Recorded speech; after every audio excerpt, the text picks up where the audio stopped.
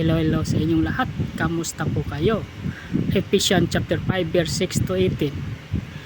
Ang Ephesians chapter 5 verse 6 to 18 ay bahagi ng babala ni Apostol Pablo ukol sa pamumuhay ng isang Kristiyanong matalino, disiplinado at puspos ng espiritu. Hindi sapat ang tayo'y ligtas lamang.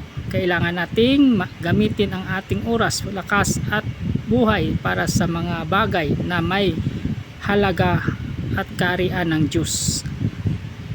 Ang D.R.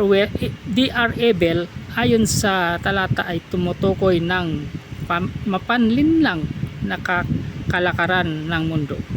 At kung hindi tayo mag-iingat, tayo'y madadala sa kasamaan. Ang paglalasing ay ginagamit dito bilang simbolo ng pamumuhay na sa ilalim ng kontrol ng makamundong pagnanasa. Ngunit ang pananawagan ng Diyos ay be filled with the Spirit, isang aktibong pamumuhay na